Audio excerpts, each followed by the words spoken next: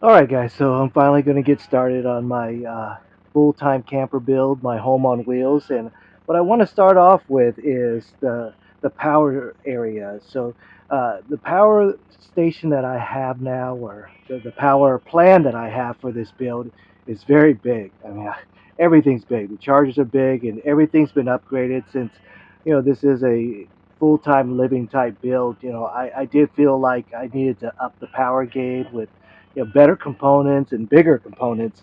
So I'm going to put it back here because it's just too big to put up in that area up there. So I'm going to try to put it down here. All right, so I plan to put it right in this area right here because this is the bathtub area still. So I'm going to put the bathtub back and then I'll know how much room I have to work with over here. So let's start with putting the bathtub back.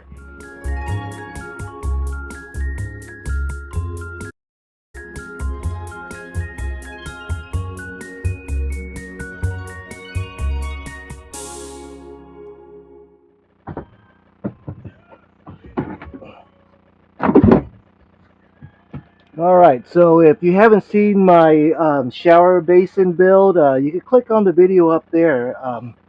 But it's one of the few items I'm going to keep from my previous build. But now I know how much space I have to work with right here. So that's my goal, is to keep everything, all the power equipment right in this area right here. And no, it's not going to get wet. It'll be safe.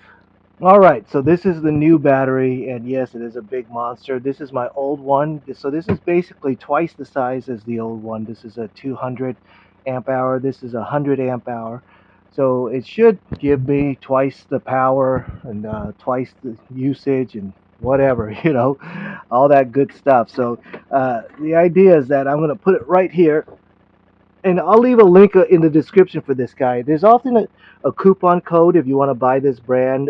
So the price there is on their website is always higher than what you actually have to pay for it. So just use the coupon codes or look for a coupon code for these guys.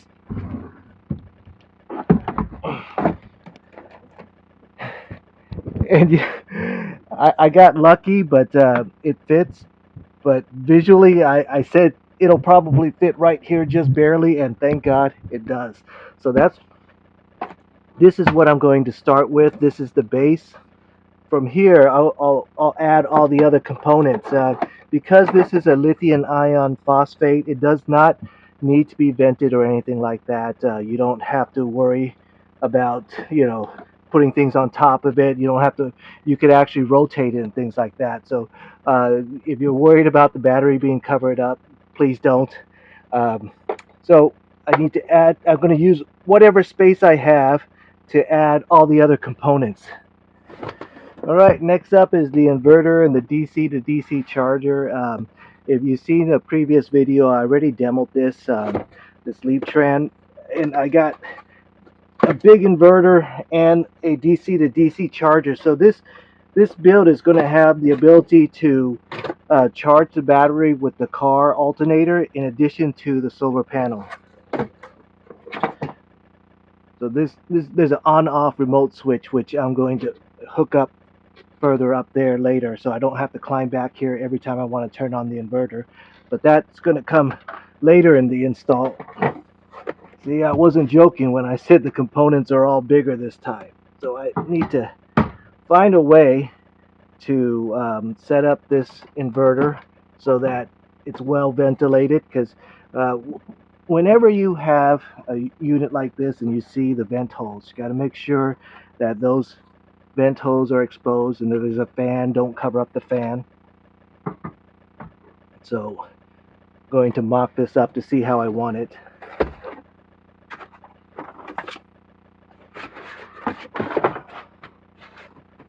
So maybe something like this on top of that. Haven't decided yet.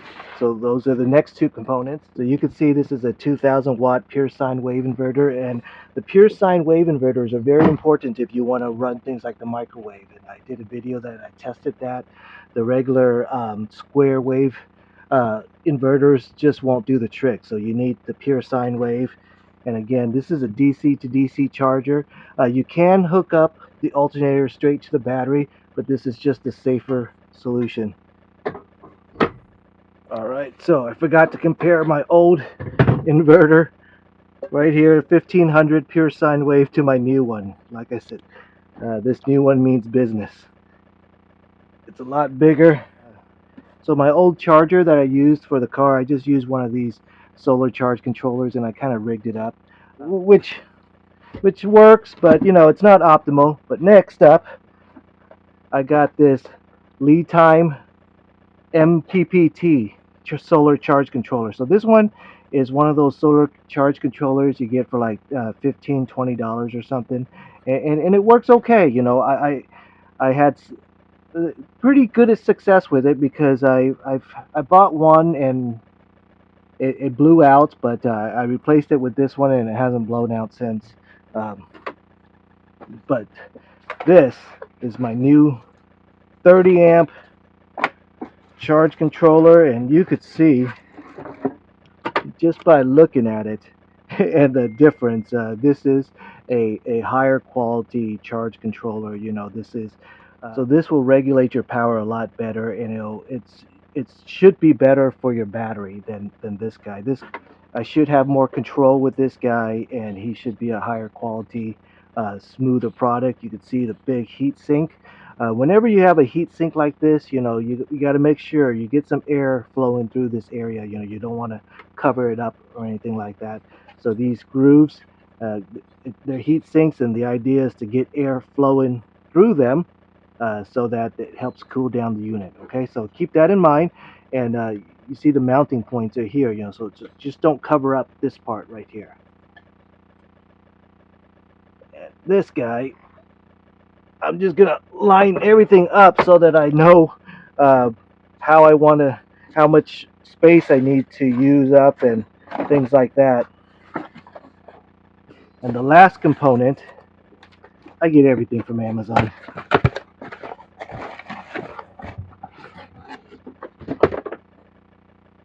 is this lithium ion phosphate jump starter. So a lot of the jump starters are lithium ion. This one is a lithium ion phosphate, which is going to give you more charges, recharges. So that's good. All right.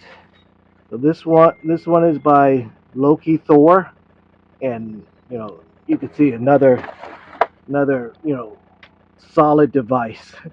And you're wondering why do I need this jumper to go with my battery system, and I'll show you that in a second. But the idea is that I'll always have this charged up to my whole battery system, so it's always charged, so that if I ever run out of batteries to start the car, I could always have a jumper, so that, you know, if I'm off somewhere remote and nobody's around to help me out, I'll have a even third battery option. Of course, I got the main cranking battery, and this I could actually rig up to it somehow, but it'll be a lot easier if I could use this. In addition, you could see there's USB ports, so I also have a USB charger if I need to. So this I'm going to have to find a way to put somehow. Let's see what's in here. Okay, these are the jumper cables, and believe it or not, this thing advertises that you could actually even put the positive and negative together, plug it in, and you're still going to be okay, because it's a power management system in there that knows when you're unsafe by putting the two prongs together. I'm not going to test that because that makes me nervous, but according to their advertisement, they're safe for that too. So I'm going to need this guy somewhere too. So if you look at all these components, these are all the things I'm going to connect, and I need to build something that'll mount everything up, because I can't just throw it like that.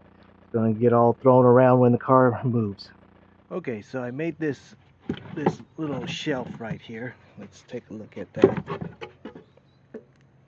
So that's what it looks like. It fits on top of the battery. And what I'm going to do is I'm also going to put down this piece right here, so that, you know, it will try to compensate for some force that goes that way when you're braking. And of course, there's also this right here lining up against the floors. I'm going to reinforce it again once I get everything in, but then I'll have some other reinforcement back here to hold the battery in place. But the battery's wedged in pretty tight as it is. But we'll add more later. But that's the way we're going to start, and then we're going to start installing the components. Okay, so I got that inverter screwed on. That's the way it looks. So the nice thing, I got lucky, is that the positive lined up with the positive and the negative lined up with the negative, so I don't have to flip it over. So there's still some space there for all the wires to dangle and things like that. So let's get the other components up. Alright, so I added another level, and then I added another sidewall, and now the idea is to have the charge controllers up on top like that. So maybe I'll probably put this guy over here since the wires go that way. Even though the display is going to face that way, it's not as convenient, but at least the wires are going down to the battery pretty easily. We'll see. We'll see if it ends up there, but this is the way these will mock up. Okay, looks like I accidentally forgot to plug in the microphone again, but this lead time charger mppt comes with these screws and this template, so I don't need to guess to where the mounting pads are. I'm going to use this template, and it should line up perfectly. I'll use these holes, and it'll sit right on top of there just like that, and I shouldn't have any problems with it. So that's good, because I was wondering how I was going to drill in those holes. Alright, I got that in real nice and tight. It's using that jig,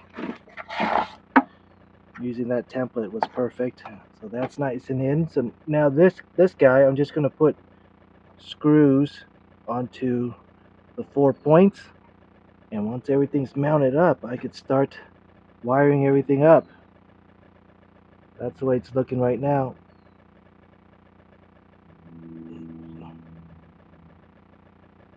Okay, so now that everything's mounted, we're going to hook everything up one by one, and at the end we're going to find a spot for my emergency power, my emergency jump starter and flashlight. It's actually got quite a few neat features. It's just got this flashlight,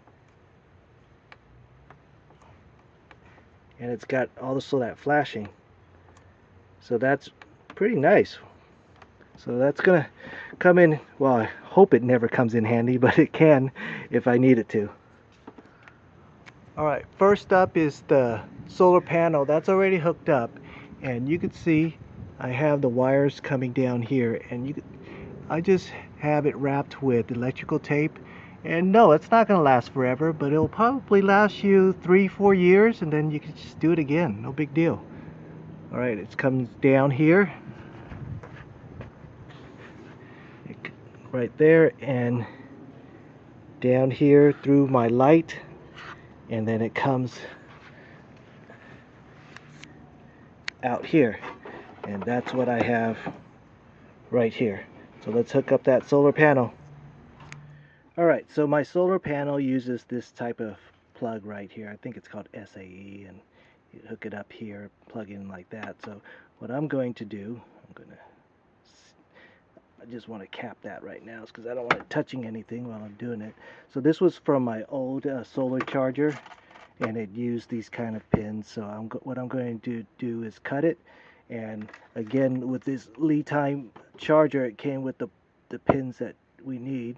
So I'm going to put this guy in there, and after that you'll go to the solar charging picture, and again, red with red, black with black, don't mix them up, and then I'm going to plug it in. Pretty simple. Alright, so I got the solar panel part hooked in, and the lights are on, so that's a good thing. So what I need to do now is hook up the battery. Same thing, now to the battery. Okay, so I have the solar panel one hooked up, and now this is the terminal for the battery. And I don't want to connect anything yet, because you want to be very careful, because you don't want to make the system live and you're not ready for it. But what I'm going to do is also connect the inverter right now, because I don't want the end of the battery dangling or anything like that. So I'm going to connect one at a time, positive first, and then I'll connect the ground. You just got to be careful when you do hook up the battery to the inverter that it might spark a little bit if you don't ground it. And I don't have a big resistor to ground it right now, so I'm just going to have to live with a potential little bit of a spark. Alright, looks like I accidentally unplugged my microphone again. I don't know why I keep doing that.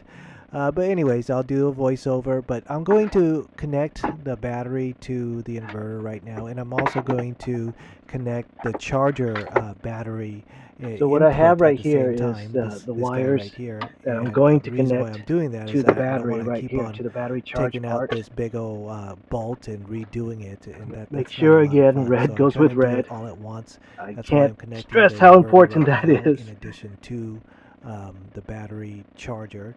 So we're going to screw it in and make sure everything's tight. Of course, after I put everything on, I forgot I didn't install this battery terminal protector, so I got to slide this thing back in. Alright, I got the positive side in, so now I need to put in the negative side battery and then put in the protector on this terminal also. Okay, so this is where you need to be careful. Okay, you see that?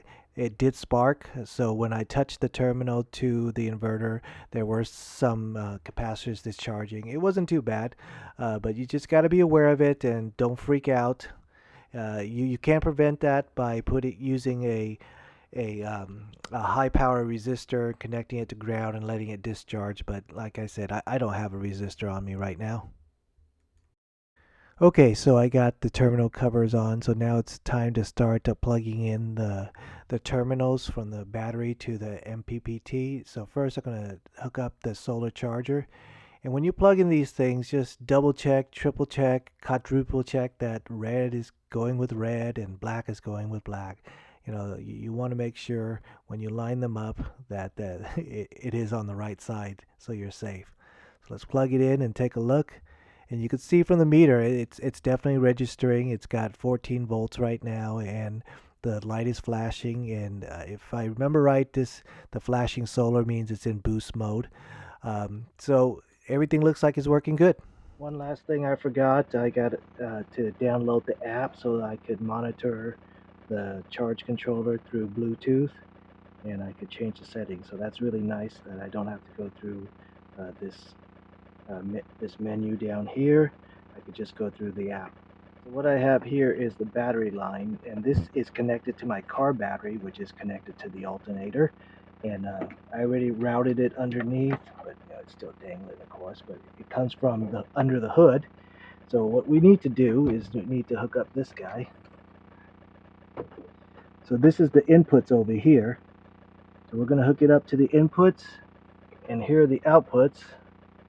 And we're going to put the outputs into the battery lines. Alright, so I connected that there to these ports here. That's the input port, and you can see when you plug in the battery, nothing is on yet because you have to tie in the control switch so that your battery is not being sucked dry by your lithium battery all the time. So it's would only charge when that switch is on. So I'm going to use that switch to control when I want to switch between the car charger and the solar charger. Okay, so what I did was I hooked up the outputs right here, and those outputs are connected to the battery. I put a splitter, and it's connected to the battery over here. And this is the control line right here. This guy is what you want to connect to the ignition of your battery of your car, so that this thing never charges unless your car is actually running. So that's important. And I'm going to use the 12 volt right here that's going to the cigarette lighter. So when the car's on, this one will be live, and then I'll have a switch on top of that so that this thing is not running at the same time as the solar charger. So it's two separate things. So it's either or.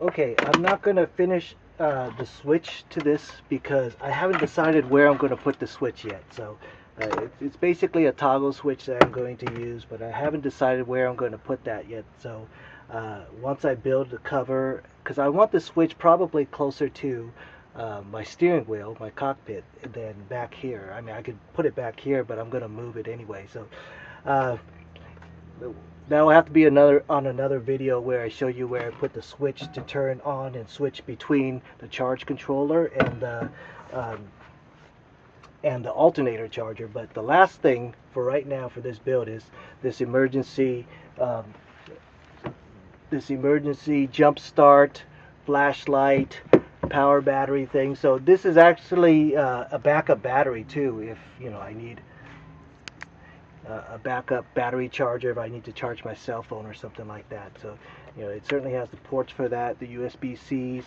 and the USB-A and the charge port. But for right now, what I'm going to do is really simple back here. I'm going to plug it in into the cigarette lighter right here. The cigarette lighter right here. And that cigarette lighter is on when the car is on. So whenever I'm driving, I'm going to be charging this battery.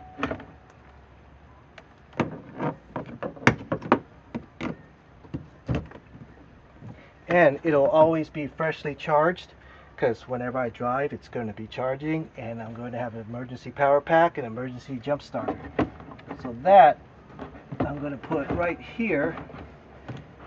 And we'll need to find a way to keep it from sliding. Actually, it holds right there very well, right here. I thought I would have to build something to hold it, but I don't, because it sticks right there very well. It's not covering up any of the vents, so that's good. Perfect. So let's take a look at everything. All right, so of course first thing is right here, and this is that Leap Trend 2000 watt inverter. And what I need to do later also is to install this remote switch, and I haven't decided where I want that remote switch yet. So again, just like the switch to the DC to DC charger, I'm going to have to do that later once I decide where I'm actually going to put it. But you can see it's working great. It's on. The sun, there's a lot of glare right now, but it's on, and it's got 14.3 volts and 0 watts right now, which is perfect because nothing's plugged in. So that's good. It's got USB ports. I'm good. So over here we have that same Leap Trend brand DC to DC charger. So that's going to use my alternator to charge my, down here, the 200 amp hour battery. And again, I'll leave a link on all this stuff for you guys. This battery is a 200 amp hour golden mate. Now here is this lead time mppt. Now again, this is a much more heavy duty than the charge controllers that I used in the past. This is a serious one. This is a serious build, so I need a serious charger. So that's really nice.